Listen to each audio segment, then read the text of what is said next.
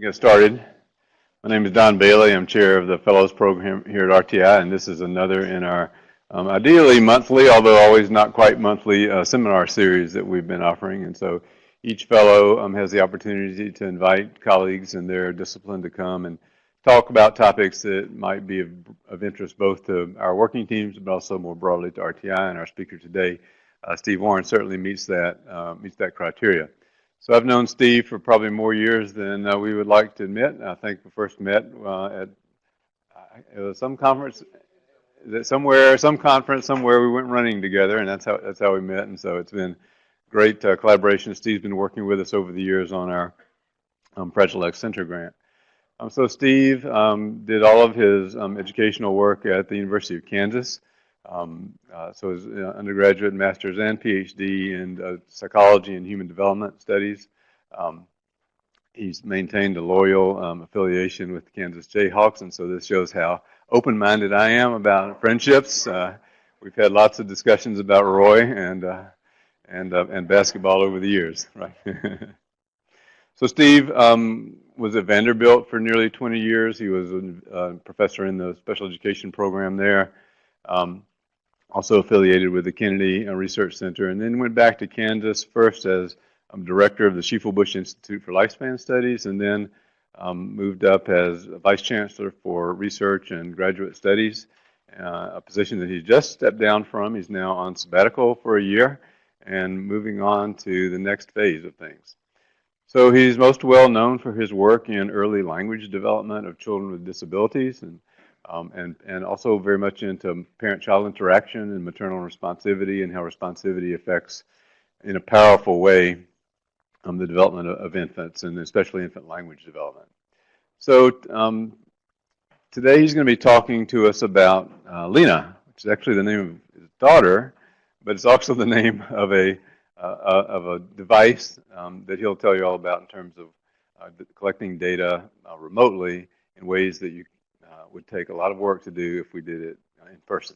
So without further ado, Steve, I'm not going to take any more of your talk, so let's please welcome Steve Warren.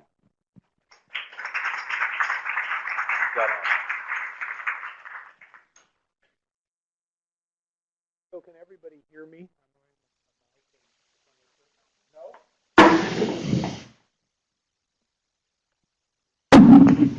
You might need to just Can you hear it better now? Put it on your shirt there, maybe.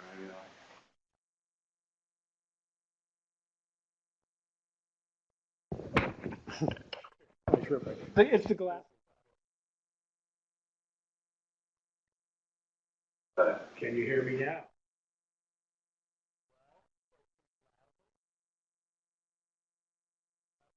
Handheld microphone. That can be, we'll see what works best. Here. It's working. Don will keep working on this. We're going to solve Yeah, we're going to solve it. Does this, okay, how about now? All right. Oh, I think who are shaking your head, no, you might have some hearing problems. This may be a test today, because I got some case from way in the back, so I'll speak up a little bit, so thank you all for coming. It's always good to talk to people about what you're really interested in. This is the topic I'm giving you today is really an overview of work that's been done with it. Love to cover that in conversations. I know there's some people in here who know about this technology, but I know that maybe just a little bit about it or have heard about it. I've never referred to it as a sensor before either, but it is a sensor, and I know that your guys are interested in sensors at RTI. And it's one that's a unique sensor in that it does measure the richness of a young child's learning environment. I have to Foundation Board of Directors and also the Lena Foundation Scientific Advisory Board. And I don't receive any compensation for that service, but in an earlier life,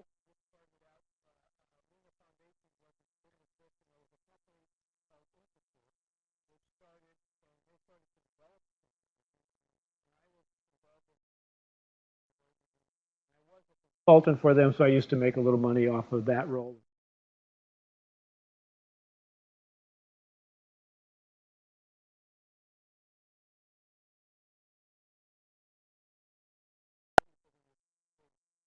Contributed to this.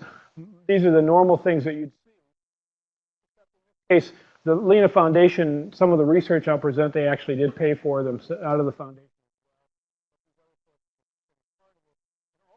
People that I'm listed in colleagues in this case are Kim Aller is a independent.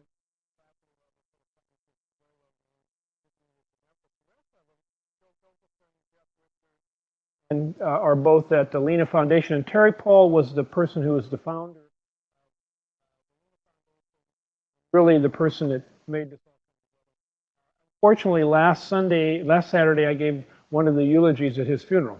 So he's passed on, but he's made many enormous contributions to the world. I'll mention a couple of those before. So the outline of the talk. Okay.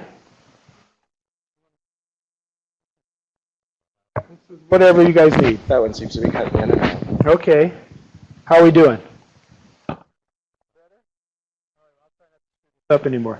So the outline of my presentation today, I'm going to talk a little bit about Moneyball, big data and analytics, because this is all very relevant to the. Then a little bit just to make sure all of you know. Lena really is designed for the birth to 3 crowd, where it is designed to be. And then a little bit what I see as the future relevant to things that you're considering here at RTI. So who knows who this is?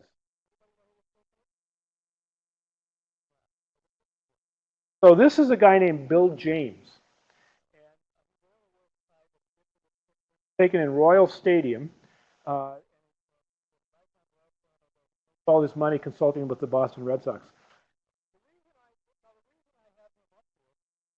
Because he is the inventor of cybermetrics. Science of baseball. So if you saw the movie Moneyball, that movie is about his work. He actually lives in Lawrence in a little house that nobody would ever even know that. Sort of unusual person, and he recognized that baseball was a place that you could test analytic devices because there is so much data, and there's so much data all the time, and so he was the father of this thing that's called sabermetrics, of the science.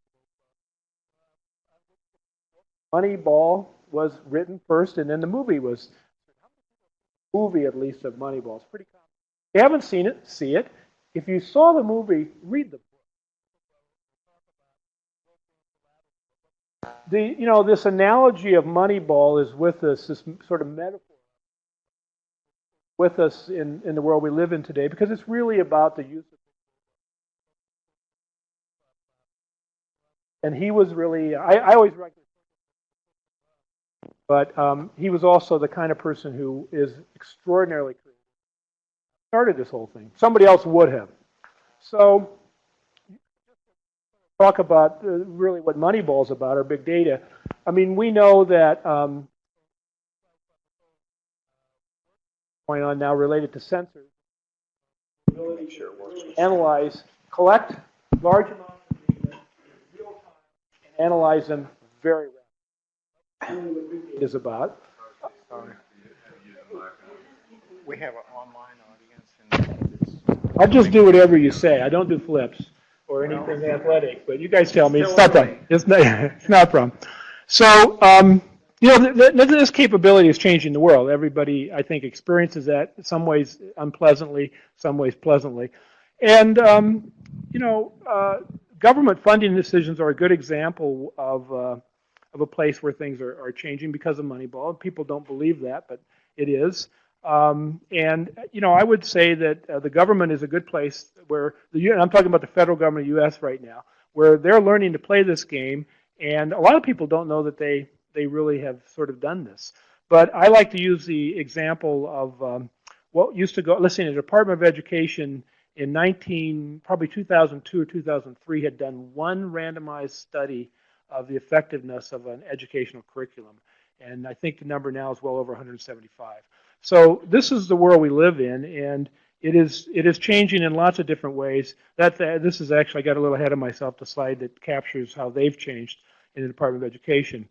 And this is changing, as we know, the business world in remarkable ways.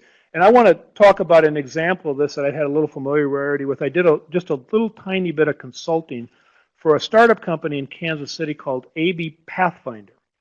And basically what this company does is it has a therapy management tool, calls it, to aid therapists in defining and administering therapy programs. But their real target is autism. And the reason autism is their target is because it's a huge market in the U.S. and around the world. It's growing fast, and it involves a lot of staff money, a lot of staff time, and it's an area that is ripe for collecting very large amounts of data remotely, in a sense, and then analyzing it in ways that you can turn around and have more effective treatments. So, they basically collect baseline data and intervention data on discrete trial, real-time treatments that are going on with kids in schools and programs. And then they work with clients in a way that tailors this exactly to their needs and their context and the questions that they're trying to solve.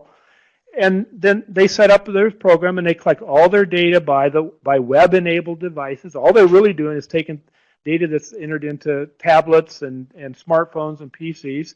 Sound familiar? And they can access this data anywhere that you can get the internet, which is anywhere you are most of the time. They securely storage it and they manage it, and they have access to all the child's progress data. They plot this data out in real time and do performance and progress sort of automatic kinds of analyses for these programs and feed their data right back to them right away. Now, what they're really doing, in a sense, and this program is growing, as you might expect, is they will soon have they won't own the data on the individual children, of course, but they will have the data from thousands of children on the effectiveness of various school-based autism education programs, more than any group in the world. They'll have that data. No one else has ever had that data. And that data will, in time, you can just imagine what's going to happen. That data is going to come back out and be used by schools and all kinds of programs to customize their programs for kids with different characteristics or different challenges or different goals at different levels of cognitive development. And all of this is happening with there's the government involvement in this is simply that you can talk about government and taxpayers funding schools and programs. But this company doesn't get any of that money. They're just a company that is basically getting the data on thousands of kids already and turning this around and turning it into not just a business opportunity, and obviously they're a business, but an opportunity for people to have data quickly about the progress of their students, but also eventually, not far down the line, data on what's most effective, least effective, et cetera. So this is the world we live in, and it's happening all over the place. So I'm going to talk now about Lena as an example of a sensor that sort of fits into this space as well, maybe in some ways that are especially of interest to you guys. So this is my Lena, by the way. Ann Edwards will recognize her, who was at Vanderbilt when I was. This Lena is now 24 years old. She doesn't look like this. And she thinks, though, that the program I'm going to talk about was named after her. She still thinks it is. It wasn't. But she's pretty sure that this is something her dad did. Whatever. So Lena is actually short for Language Environment Analysis. And this is, when people say, what's a Lena? There's a Lena. I'll show you some pictures of it. But it's just a little plastic thing, about smaller than most cell phones, very light, and it's something that is very portable and very durable and can operate for a very long time on a very small battery. And the purpose of Lena is to provide scientists, teachers, clinicians, parents, whoever, with automatically generated information about a child's natural language environment and their language development. Basically, that thing I showed you is called a DLP, a digital language processor. Really, it's not the heart of what Lena is. It's got a really cool microprocessor in it and some things that are, very miniaturized. And the best thing is it can run for 16 hours on that battery. And it doesn't generate any real heat, so it doesn't burn a kid. All these things that you have to deal with in the engineering. And it's a nice device, but the algorithms are where Lena lives. The algorithms that were invented to analyze the data that was produced. So again, this is just a picture of that thing I held up in the hand. It's very simple. You turn it on record, and it goes to work. It's a pretty easy thing for a parent to use. Let's see, I think there's a slide that should have been there. Well, you know how you do your presentations. Anyway, I think the slide will pop up, but let me just tell you that what you do with the Lena, if you're a parent or a teacher, whoever's going to use it, is the kid actually has to wear a special piece of clothing. Can't wear normal clothing, and the reason for that is that normal clothing will distort the sounds that are coming into Lena, and Lena is actually plugged into a little vest, and so that it can stay on in the kid and be worn for all day long if necessary. And so that's the clothes are more expensive than the Lena devices. But now adults sometimes like to do experiments with Lena too, and you can actually wear it just hanging around your neck. And I've seen people do that all the time for different things that they're trying to do with these creative things that people are trying to do with this technology. So there's really three important key things that Lena measures. And it measures adult word count, and that's an estimate. It estimates the number of adult words that a child hears per day or per hour or per whatever unit you want it to be of. It measures a child's vocalizations, and it defines a vocalization as meaningful child speech separated by 300 milliseconds of silence. And it measures conversational turns. That's the estimate of the number of conversational turns between an adult and a child. Now, the best thing of those are three actually very powerful measures. The one on child vocalizations is the one it does extremely well, and it's a fabulous system just for creating a day-long sample of a child's speech that will correlate with about everything you can do with if you've done a sit down with a tape recorder and or a video camera and try to capture that data and code it yourself. It's pretty good under most conditions in conversational turns, but I can tell you that there are conditions in which it can be fooled occasionally, and it can be fooled because it sometimes, in many situations it does very good with adult word count, but sometimes it's not. It can be fooled on adult word count. And the reason is that it was really built to work in an environment where the speaker was within about 6 feet of the child. It was really built to work in a home environment with 0 to 3.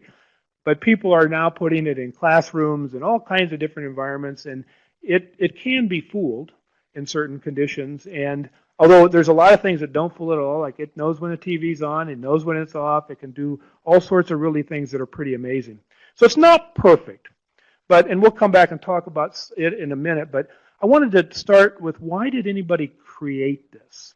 Why did they do it? Now, this device was created by the efforts of two people, Terry and Judy Paul, who spent millions of dollars to create this, over $40 million to create this technology from their own pockets.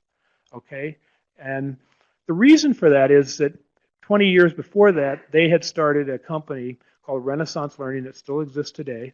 That was a company based on using some really innovative techniques, data-driven techniques, to teach kids to read well, and then eventually to teach kids to do mathematics well. It's actually the curriculums that they created are in 70,000 schools in the U.S. right now. It's one of the major sources of educational curriculum for middle school, early and middle school primarily.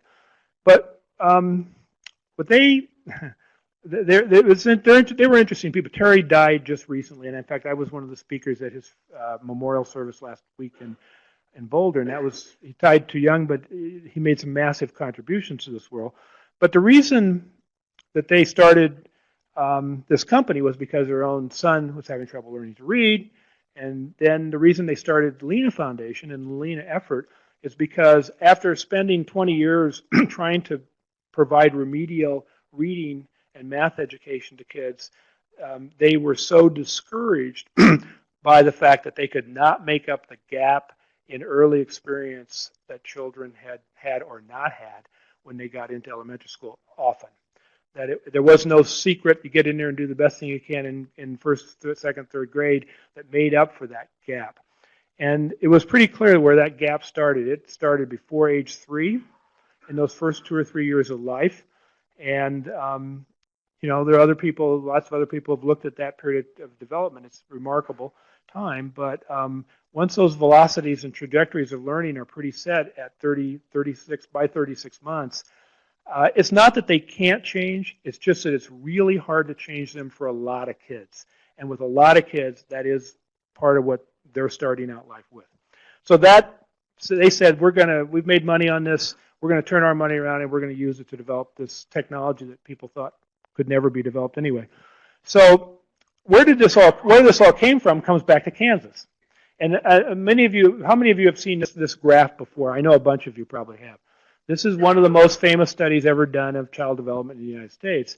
And it was done at the Juniper Gardens Children's Program, which is a part of the University of Kansas in Kansas City, Kansas. It was a study of 42 parents in the Kansas City area.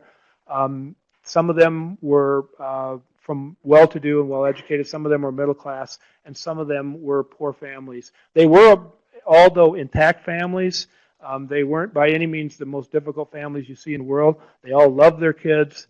They all allowed a human observer to come into the home and observe them 1 hour a month and write down everything that was said, tape recorded, and then analyze all that data. And they really let that go on the whole time. And so these were not the worst families in the worst shape, but there was quite a diversity of families. And what Hart and Risley discovered when they analyzed that data was that from the kids at the lower, which the sort of welfare line there, and the kids at the top, the professional line there, if you looked at an estimated cumulative experience based on the longitudinal study they did, there was about a 30 million word gap in their data between those kids at the 10th percentile and the 90th percentile. And that gap is now, the 30 million word thing is now something that's used around the country to sort of represent this gap that has occurred in early learning. This is cumulative learning. It's not something that you see. If you go and watch families interact, you probably wouldn't notice it unless you knew exactly what to look at, and it accumulates day in, day out, hour in, hour out, so it can be completely invisible. And it doesn't mean that parents don't love their kids and aren't in acting with their kids or things like that, but it is something that marks there's a pretty strong measure of development differences in the environment that children grow up with, and that does relate in significant ways to what happens to kids in middle school and beyond. The kids in this, in some ways, the most important study that was done was when they went back and looked at all these kids when they were in 4th grade. And in 4th grade, you could tell very much who was in that lower group in terms of experience and who was in the upper group in terms of experience. So this is what Terry Paul read this book, and he decided he was going to invent Lena. And he's the kind of guy who would decide to do that and had the money to do it, and everybody would say, you can't do that, and he did it anyway. One of the most important things in the Hart and Risley study, and in studies since, is that it's something that's close to what I call, as close to a law of physics as exists in human behavior. And it's this law right here. If a parent only talks a little to their child, and that means a parent from any background, okay, their initiations are likely to be primarily of directives. That's just the management of the child. That's just the management of the environment, the management of the day. We all do that. We all engage in that. And we all do about this. If you look at amounts, we all do similar amounts of it.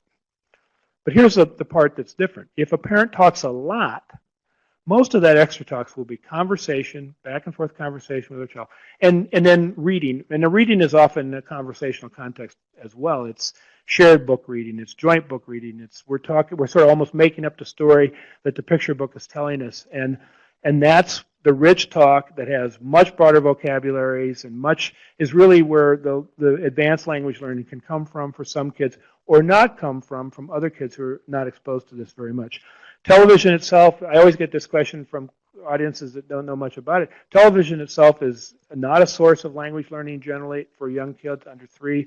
And in fact, most of the research that's been done would say that it depresses the language learning environment at key times in which families usually do interact with their kids. And that can be during dinner time and family time when everybody's around the TV, and there's actually which is when the richest language occurs, when the TV's off.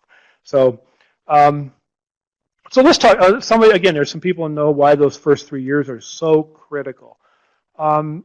So language learning speed and trajectories, there's some pretty good evidence. They're set early. They're set in that first 3 years. And if you think about a trajectory or a velocity, if my trajectory is like this, and I can keep that going from early development through middle development, I mean, I'm just, wow, what a nice thing. My trajectory is just a little lower. I'm still learning, but I'm trailing. And the cumulative differences are growing. And even if that gets turned up a little bit later, remember the kids ahead of me are growing fast. They're growing faster, and they've been growing longer already. And they may be in 2nd or 3rd grade with bigger vocabularies, farther advanced in reading, et cetera, et cetera. Reading is where language environments, the damage or the positive thing they did, really reveal themselves. 1st, 2nd, 3rd grade. And of course, in our world of our graded education, how you do in reading in elementary school will often have a huge impact on all sorts of things that happen. And I like to point out that didn't used to be true in the world. That's true in the world now. It didn't 100 years ago, 50 years ago, 200 years ago. These are differences that didn't matter very much. They were there probably, but they matter now in a world that places a premium on intellectual development, and there's not very many farmers anymore, and there's not, and the jobs that you do that you pay for in a factory are either pretty high tech, pretty advanced things, or they're not. Now, language is a huge issue for any advanced society or any society that wants to advance. So those first 30 months are pretty important in terms of literacy skill and elementary school success, and those successes are then important for other success. It doesn't mean that there's some kids that don't get around this and overachieve later on. I mean, they do, but on average, this is the world we're in, and these are the things that we see. So, the other thing, people say, what is it about early development? It is a unique time, not just in terms of human development, in which there will be more learning accomplished more quickly and more broadly than in any other time in development. So it does have some pretty unique characteristics just as its own 3-year period. Bottom line is, if you start behind, it's hard to make up that ground. And in this country alone, we've spent billions and billions of dollars trying to turn this around through early Head Start, through remedial programs in school. And it's a struggle. It's a struggle to eliminate this gap. Doesn't mean it can't be, but it's a struggle. That's really why those first 3 years are critical. And I would point out that in a hyper-competitive, globalized, knowledge-driven world, this is actually becoming a global problem. Because if you're in Vietnam, I'll pick one country, and you're trying to make it in the world nowadays, you got this issue, this fundamental education issue, just like we have, just like Singapore has, just like you can go across the world, is we've got to have a highly educated citizenry, or a lot of people are going to be left behind in this race. So I think this is an issue of concern everywhere now. So language conversation, people always say, well, why isn't that just talk? What is that? Why is that so important? And language acquisition plays a really central role in cognitive, emotional, and social development. It's not the only major source of learning. There's a lot of other ways that people learn. Visual learning is obviously really important, things that you learn through motor engagements and things. But so much of emotional and social development occur in this space. Me, you, me, you, me, you.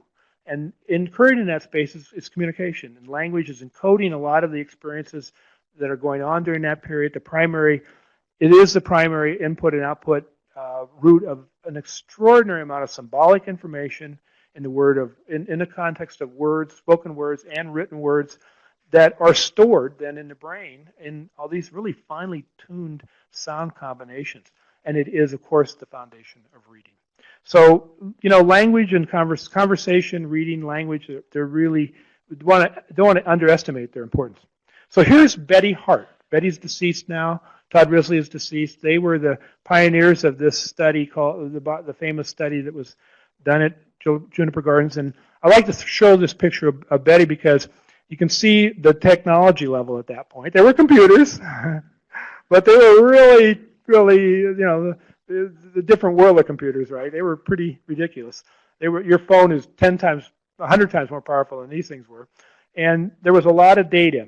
And to analyze their data that they 1 hour a week for 42 kids, that ended up to be 1,380 hours of data. It took them 6 years to transcribe, code, and analyze that data. It was incredibly expensive.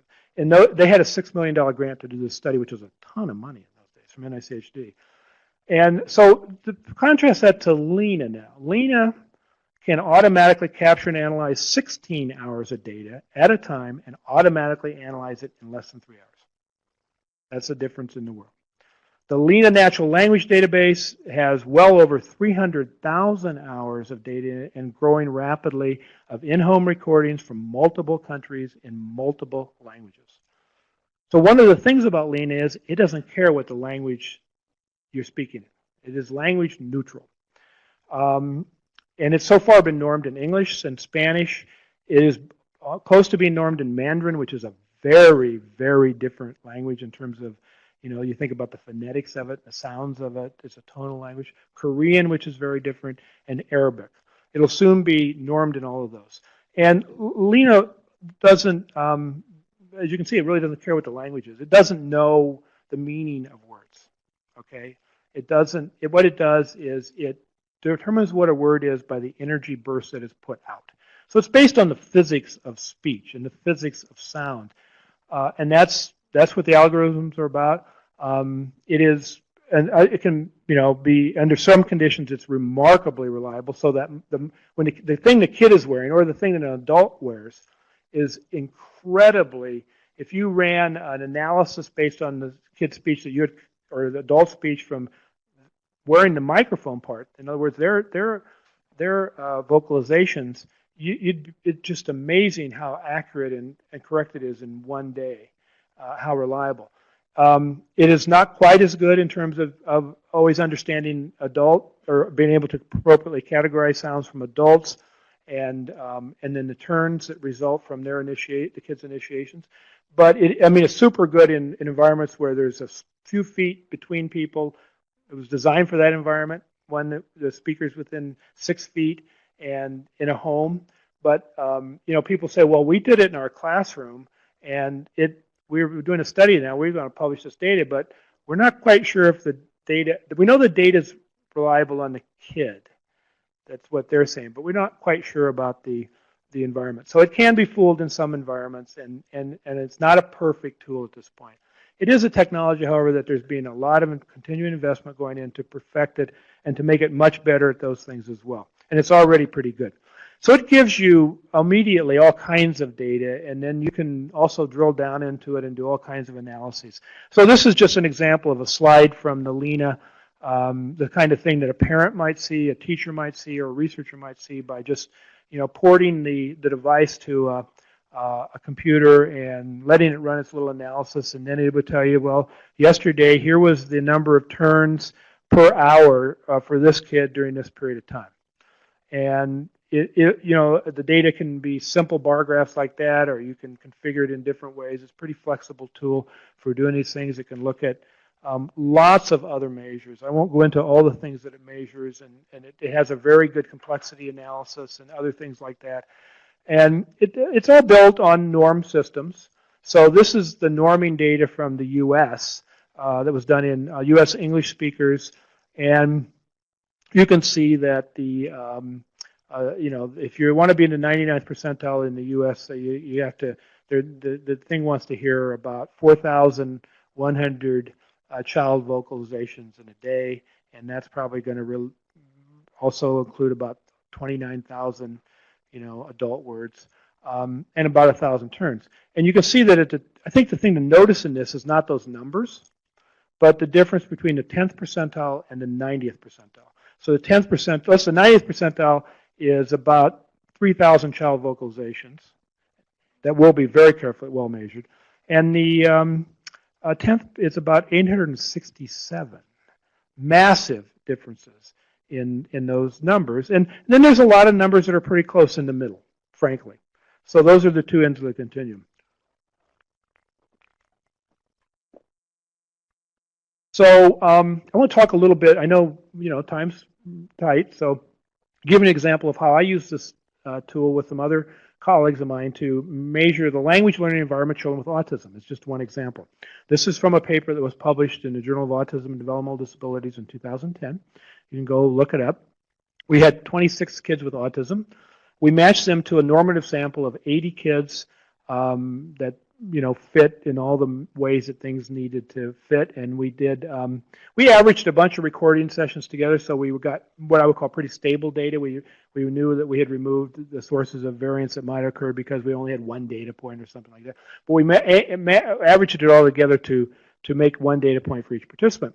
And then we just sort of looked at the difference, real simple stuff. We looked at the differences in these language learning environments. So in the autism sample, the adult word count was a little bit different. It was on a daily basis. You can see it was about 1,000 word differences in the adult each day for these 26 kids matched.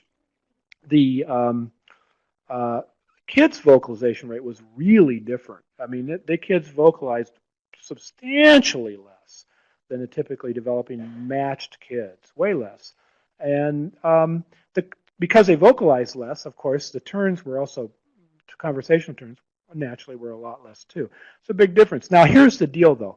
This is taken then from, this is an estimate of the daily environment of these kids.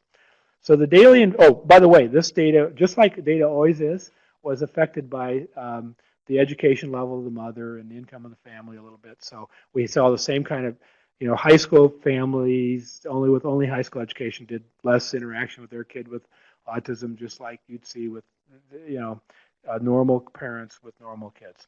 So here's the cumulative implications of this, so just for autism, these 26 kids with autism. So the cumulative impact of the adult word count, assume it's accurate, good estimate, was that you would hear as a child from the adult about 1 million fewer words across 3 years. These were all young kids with autism. Okay? Child vocalization difference cumulatively over 3 years, about 765,000. And conversational turns about 164,000. So that makes the number sound pretty big. And if you think about something like language learning, this is the deal. It is a cumulative process. It's day in, day out, hour in, hour out. And differences that occur in environments are often not evident on any given day. All of you who may be highly educated parents who would raise your kid in the best possible environment, I can guarantee you if you wore Lena for a few days, or your kid wore Lena for a few days, you'd discover that sometimes you weren't so hot. Everybody has bad days. Everybody has good days. Everybody does. Okay? But the difference is that cumulative effect. And I'll tell you this little secret. If you want to be in the 90th percentile or above, read to your kid an hour a day in a dialogical turn-taking way. If you do that an hour a day, you'll start scoring high on these interaction means, trust me. So Lena is now moving up through its history. It's starting to become more usable broadly. And so there's now something called Lena Mobile.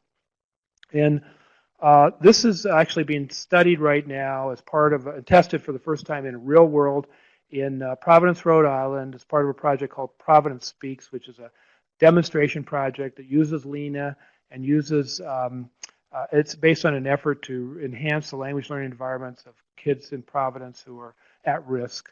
It's been supported by the Bloomberg Foundation and some other sources. And to do this, Lena Mobile was rolled out, and it allows one to collect data from Lena up to scale now. So you don't have to worry about, I go into one house, we get a Lena thing, I bring this, little recorder back, I plug it into the port, I port it on my computer, we analyze the data, then I do this sort of slow family by family, or I have a lot of human interaction that needs to go on.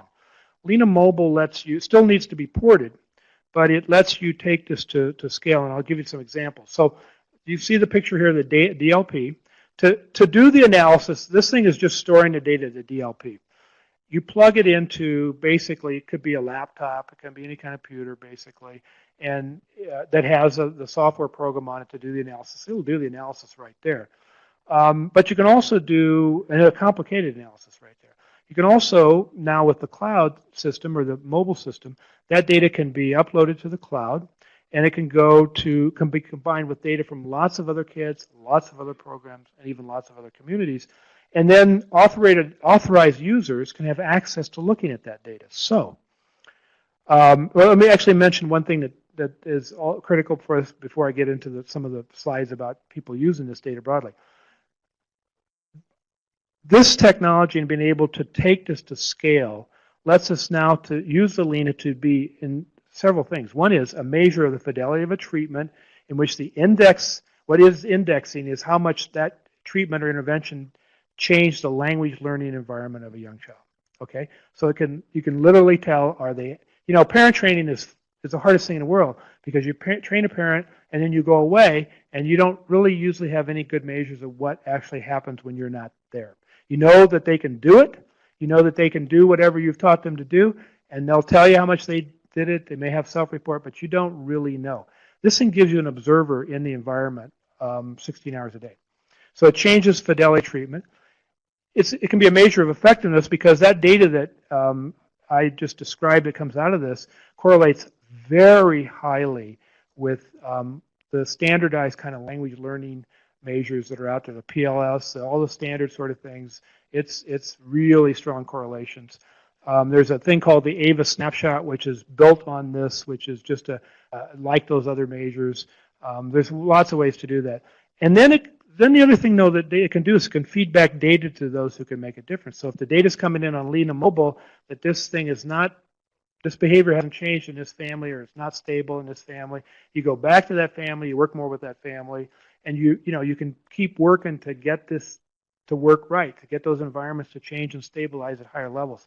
So that's how it can make a difference to go to scale. And here's what going to scale might look like. So the mayor of Providence is a big sponsor of this whole, not the only source, but was a big advocate for the contest to get this project was 400 cities that Bloomberg applied for this, and Bloomberg funded Providence because for several different reasons. They got some serious problems, but it's a pretty cohesive university or community in lots of ways.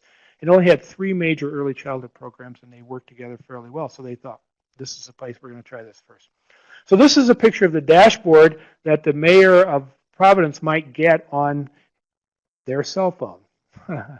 And I won't point these all out, but he could show you down in the lower right-hand column that 157 kids were in the program right now, and 33% of the kids were scoring at 33% level on the AVA, and they're at the 40th percentile in total number of words and moving up. Their turns are at the 45th percentile and moving up, but their reading minutes are only at 17, but they're moving up, or 17. So it just turns all this data into simple snapshots that someone like a mayor can say, we're making progress.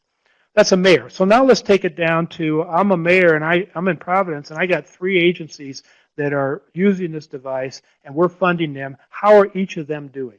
So this shows you, the active children in 3 different agencies. How many of them are, keeping up they're collecting the data at close to whatever the goal is, 100%. None of them are there, but one of them is at 49%, and that's not so good, even though it has the most kids. And then you can see these other metrics across here that you're trying to drive up as a result of these programs being used, this approach being used at these programs in Providence. And so that's at the program level. So I can see that we got to work with agency X or agency Y, because they're struggling for whatever reason. Here's what an individual agency director might see. Here's how my agency's doing. We got the turns and the kids that we're collecting data on up to the 44th percentile on average now. So these are real-time sort of metrics that you can get from this cloud type of analysis.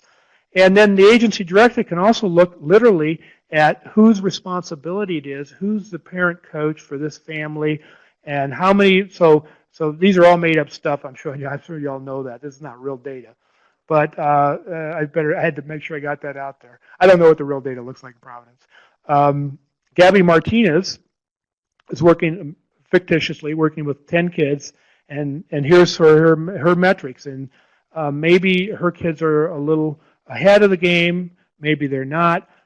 Looks to me, when I'm just looking at this data, that she and Wanda Wilson are doing pretty well, and in terms of working with their families, in terms of their families, sort of meeting the benchmarks that there are the goals in Providence Talks. So, this technology, marrying it now to the cloud, takes it into a place where you can imagine it be done in communities, in states, in cities for individual programs, in ways that before would have been very clunky and very expensive and difficult to do. Although this device is not free, if you were simply to compare the cost of using this technology to running most programs in communities in terms of the actual time and investment, it's pretty inexpensive. So let me make a few comments about the road ahead, and then we can open it up for questions. So, if you really want to optimize a learning environment for a young child, you'll obviously need to use interventions and approaches that rigorous scientific standards have already demonstrated to be effective, at least in certain conditions. And that's there.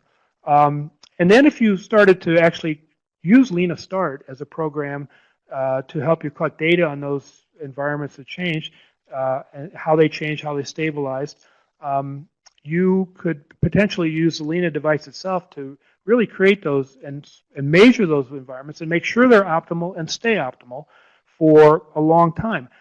When we talk about language learning in kids or learning in general, I mean, the average young child has 100 hours a week in which they could be learning new things. The rest of the time they're sleeping.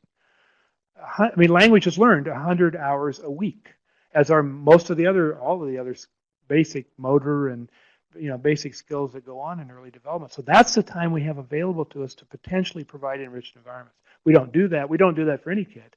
But it's a big window, and it's a window that we can start measuring how well we operate in it. And then, the other thing, if you want to optimize these environments, is you better embrace automatic data collection and analysis systems, because anything else is too expensive and too lunky.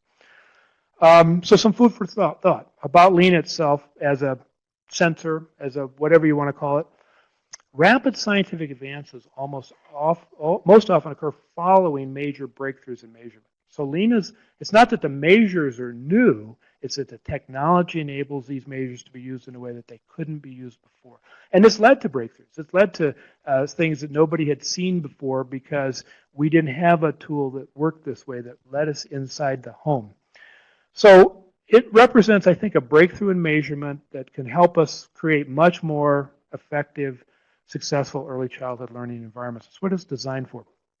The last comment comes back to that sort of globalized issue that where you live in a global world of hyper competitiveness. So if you think about success and failure in the world that we live in as we move deeper, I mean, the truth is that the education level of populations it just matters more and more all the time. It's the basic input in a society's success in so many different ways, and wasn't really that. It was sort of that way 100 years ago, 200 years ago, but it wasn't at this level.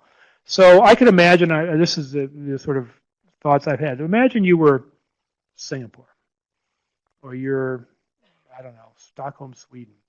And you can pick out any place you want in the world and say, we got to be a part of the world in the future. Our economic success depends on how much we invest in our population early, because we have to have people that anybody wants to put their factory here, or because we have the smartest people, or we have, we have people who invent and create and generate new knowledge.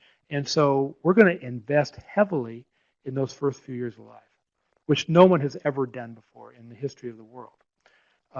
But which is, you could argue, is where the biggest untapped potential of human development resides today.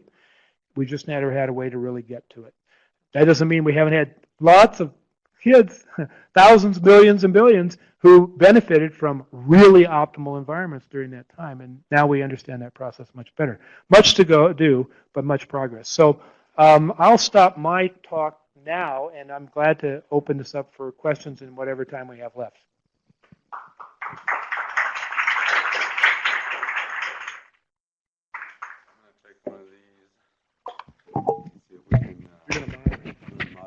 So let's see, Ann Edwards. There she is. She doesn't look like that anymore, but she knows I still show that slide. And Ann, since you knew me in an earlier period too, Don, you did too. So there I am playing the drums at the famous Bluebird Cafe in Nashville in 1985. Yeah, this was actually I wasn't playing the drums.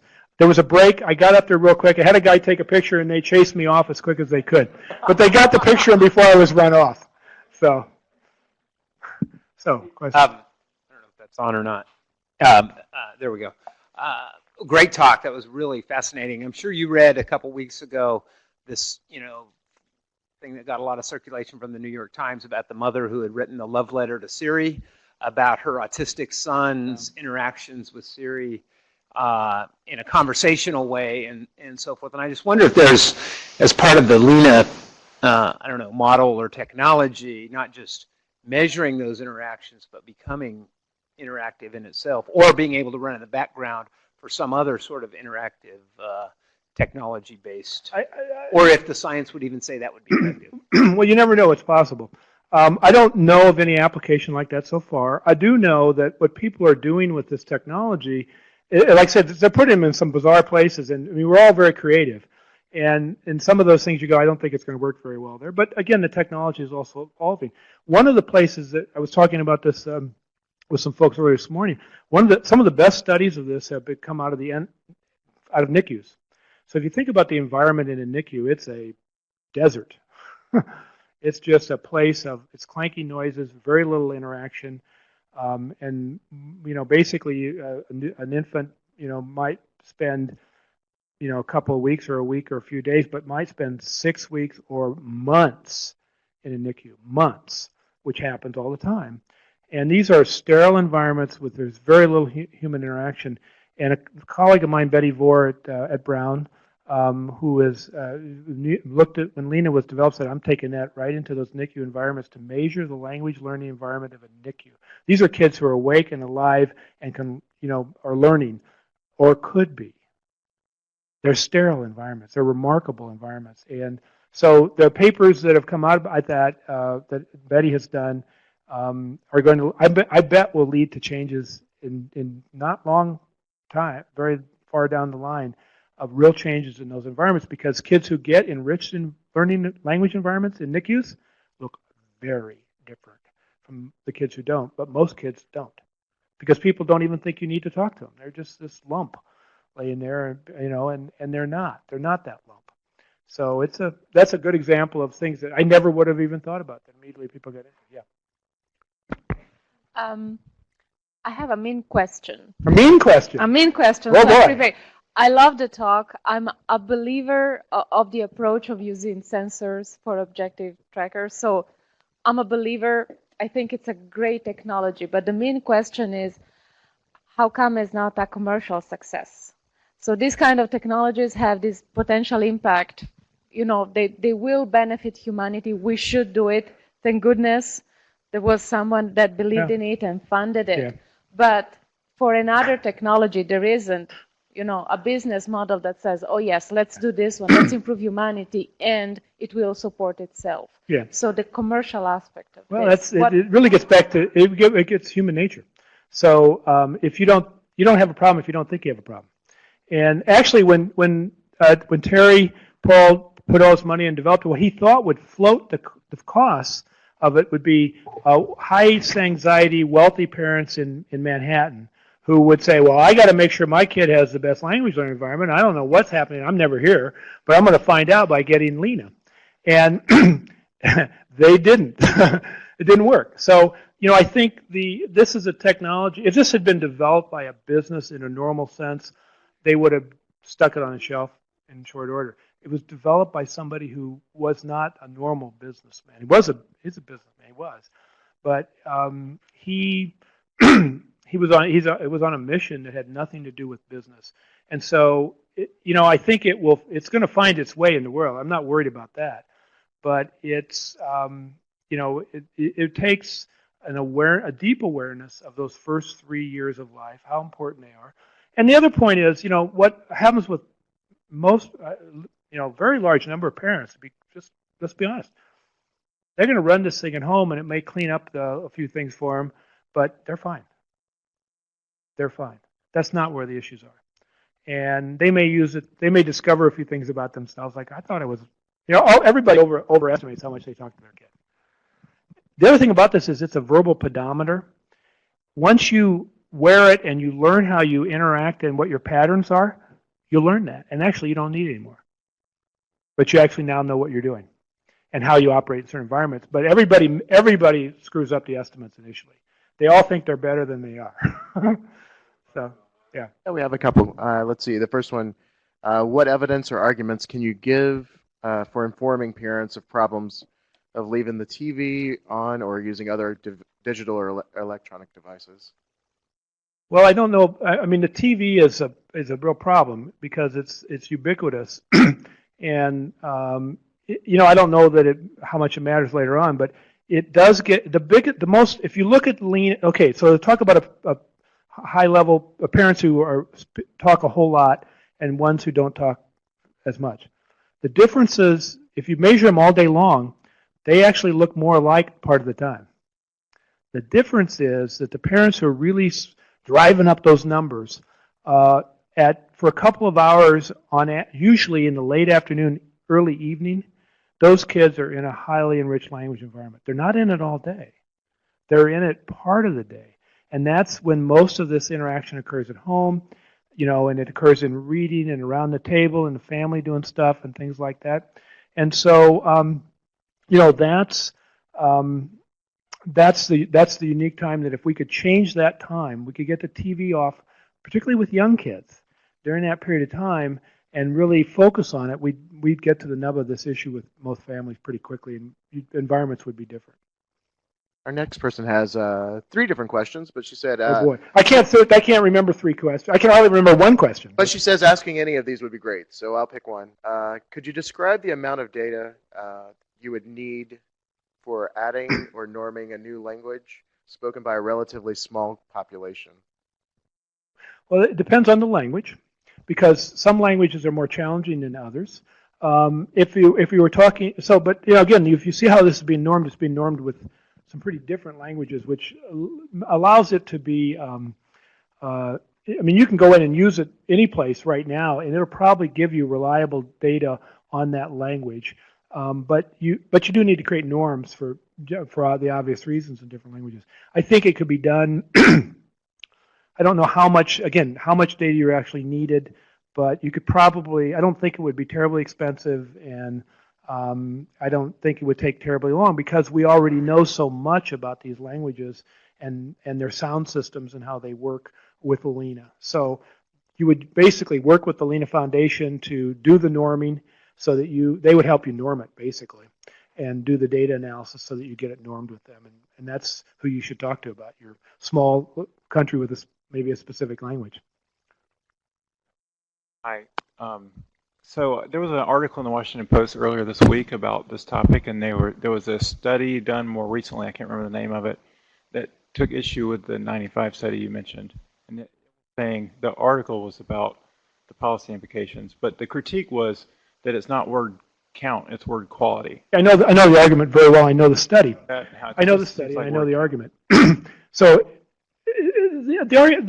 I don't know. I haven't read the article. I just heard the report. I know the author, the primary author.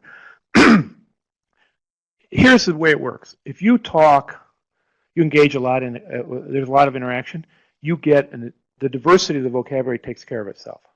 Once you get past the sort of management task, that's where there's not much diversity. Do this, pick that up, look there.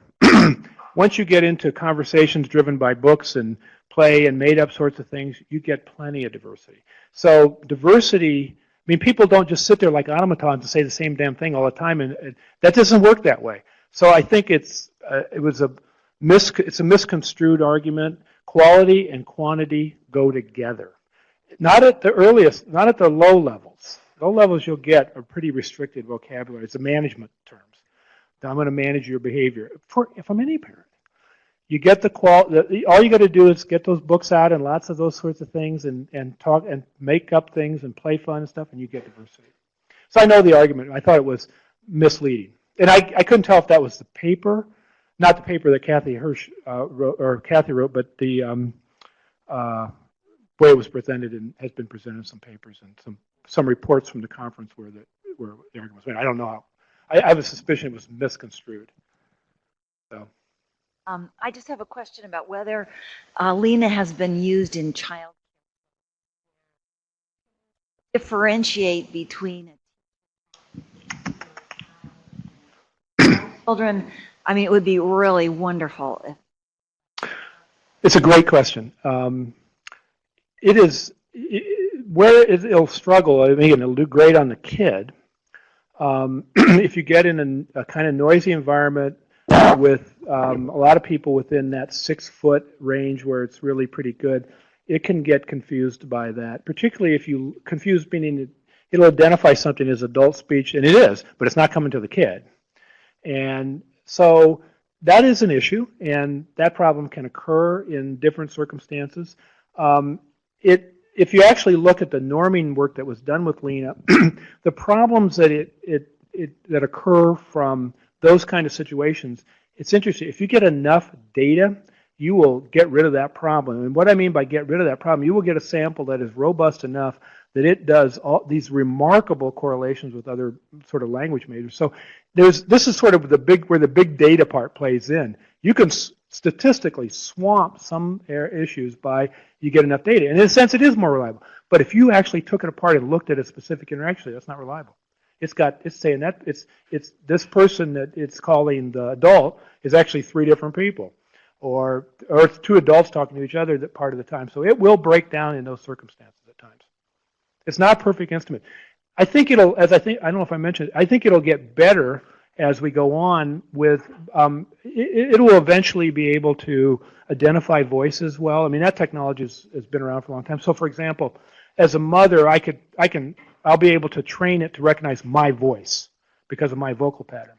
And so it'll be going mother, mother, mother, and it'll be reliable at that. And it could do that with other adults in the environment. And when that vocal identification capability is, that person identification by vocal pattern, when that's a part of it, which it's not now, then a lot of the issues that can occur in some of those environments will start to go away. But it's not perfect. Yeah.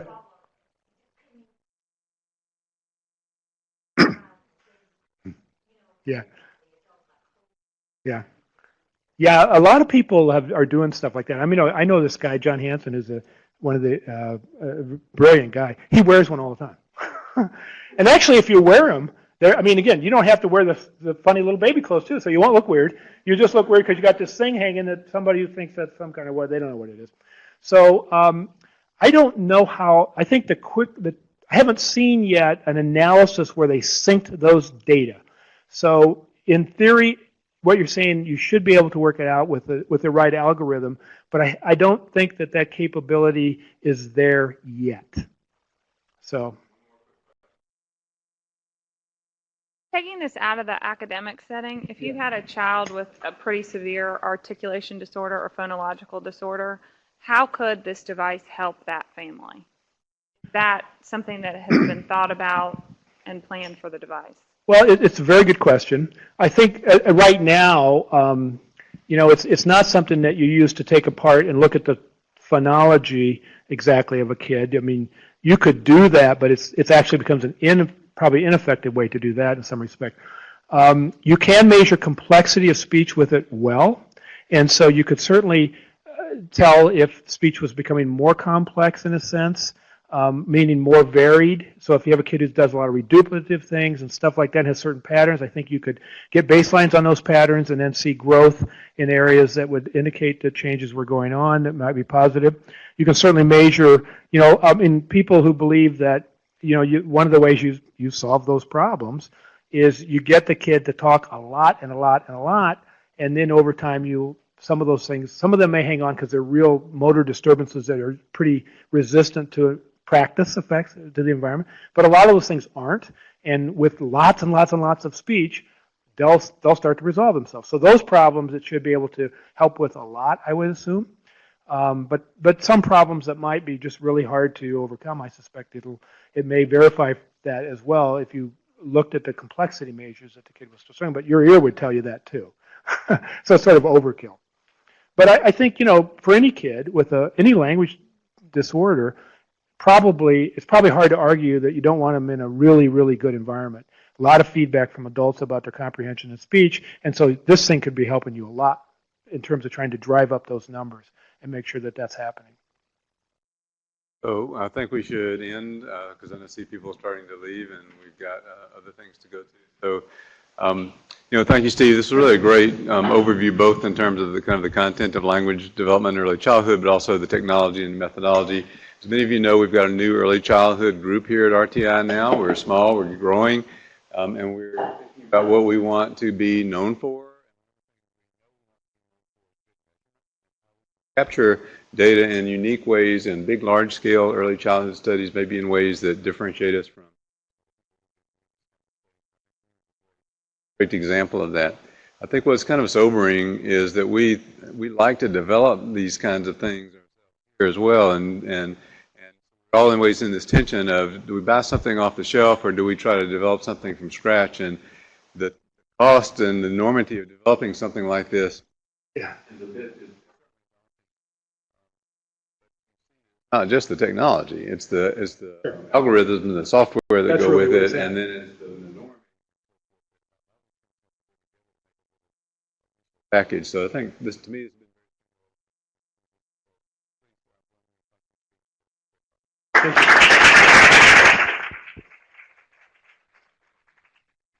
been. And Steve's going to hang around here and eat some lunch. So if you have a couple more questions, I'm sure he'll be glad to talk to you.